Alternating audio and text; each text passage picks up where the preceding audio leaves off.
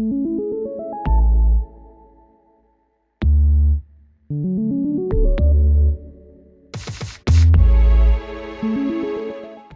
what's up, y'all? I know it's been a minute, but I wanted to make a video because I've been getting a lot of questions. Well, not a lot, but I've been getting some questions regarding the application process for sonography school and basically everything that I had to do to get accepted into my program. Keep in mind that every school is different, so the process is going to vary from person to person. So I'm just going to provide you guys with my experience. So I applied to a total of 3 schools, one here in Northern California. The one that I decided to attend is here in Northern California, and then 2 schools in Southern California.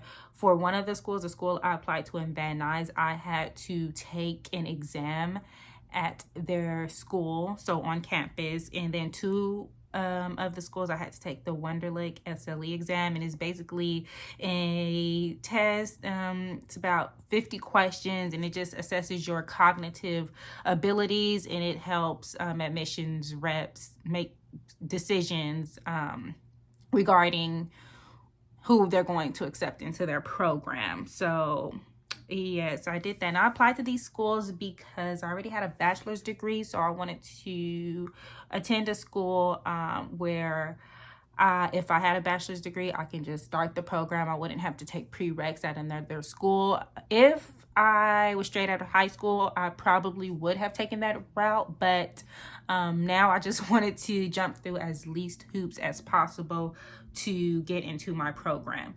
So the 2 schools I was in between choosing one of the schools in Southern California and then the school here. So I had to, for my actual school, I had to submit, I got notes here, y'all, just to make sure I'm on track. So for the school that I actually chose, I submitted a letter of intent. I had to submit my resume. I had to provide them with a picture of my high school diploma and also submit a copy of my official transcripts from my college.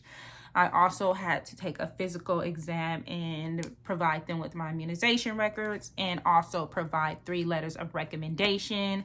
So for my letters of recommendation, I asked my mentor, one of my mentors from college, who was also a good friend of mine, to write a letter, my supervisor from my current job, and I took a course at my job that was related to my field. I asked the instructor of that course to also write me a letter of recommendation. So they all agreed to do it. They wrote me beautiful letters of recommendations. They submitted them to my school themselves because that was a part of the process. They had to email the school directly, email the letters of recommendation directly, but they also sent me a copy, of course, to review because they're amazing. So I did that. I got emailed to attend group interviews. I actually did group interviews for one of the schools in Southern California, then the school I chose now. And it consisted of basically the admissions, the staff, the admissions representatives, and then several students who were interested in the program as well. So for both schools, I was on a committee with several other students. We were asked questions. We had to answer them to the best of our ability. And after that, they made their decisions. They went by our answers to make their decisions, as well as, our other application requirements, such as the letter of recommendations, resumes, etc. So I actually got into both of the schools, but then I just chose to stay here in Northern California and attend this school. Rewind, I did when I applied, so going back to that, to submitting that resume, letter of recommendations, etc., I did have to pay an application fee for the school that I decided to attend. I don't believe I had to pay application fees for the other 2 schools. I don't quite remember. But then about a week later, they emailed me their decision. They said I got into the program. They sent me a list of books that I would need, the cost of scrubs, basically everything that I would need to start the program. I also had to pay an upfront fee to attend the program.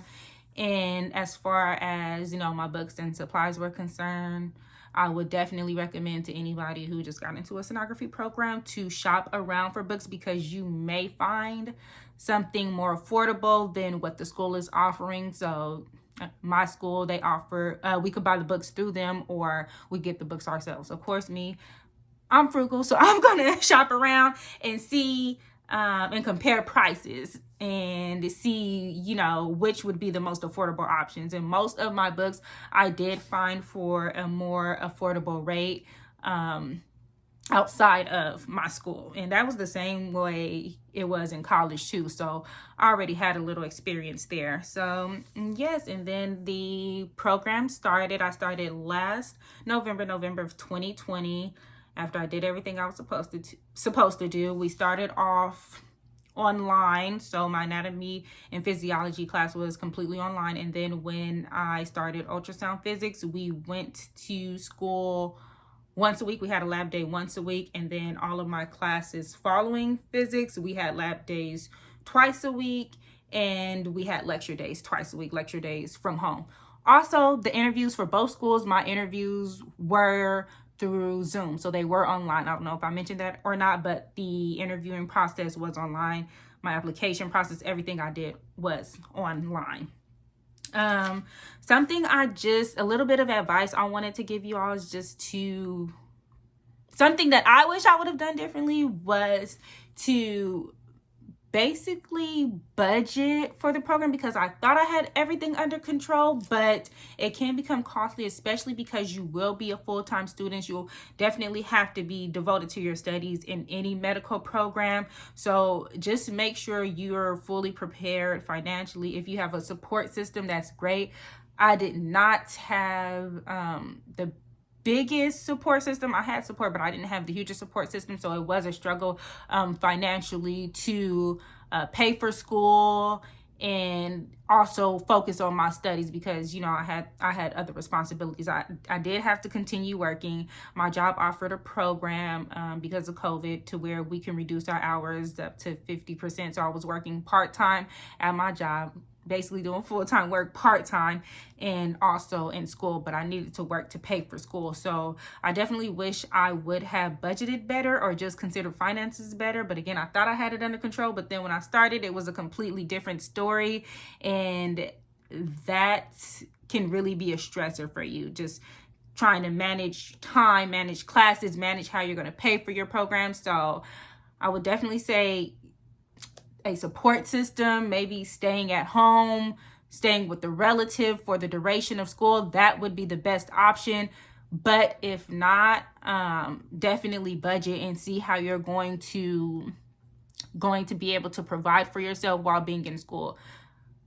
And again, it was a struggle for me, but quitting just was not an option for me. Like, I knew that I started this program and I was determined to finish this program by any means necessary. Even if I had to pick up several more side hustles in addition to working part-time, I was going to do that. But that's definitely something to consider, budgeting and finances. So yes, that's pretty much my experience. If you have any questions, feel free to leave them down below in the comment section. And let me just look through here and make sure I didn't miss anything. On a little update. So now I finished the didactic portion of my program, which basically is the in-class portion, and I'm now waiting on clinicals. And then once I finish clinicals should be about 6 months or so, I will be fully done with my program. Thank God. And yeah, so that was pretty much my experience in applying to school. So I did my research. My school recently got KHEP accredited. That's another thing to look into. The school I didn't choose was KHEP accredited, but looking to finding a school that's KHEP accredited will probably be, you know, one of your best options as well. So I would definitely say look into that. Look thoroughly through the admissions requirements, because you don't want to apply to a school and pay an application fee if they have one just to realize you're not qualified. So definitely look at their qualifications, reflect on your qualifications and see, you know, if they match, and just go for it. That's the advice someone gave to me when I was hesitant or skeptical. They told me to go for it. I went for it. I'm so happy I did, and I'm encouraging you to do the same.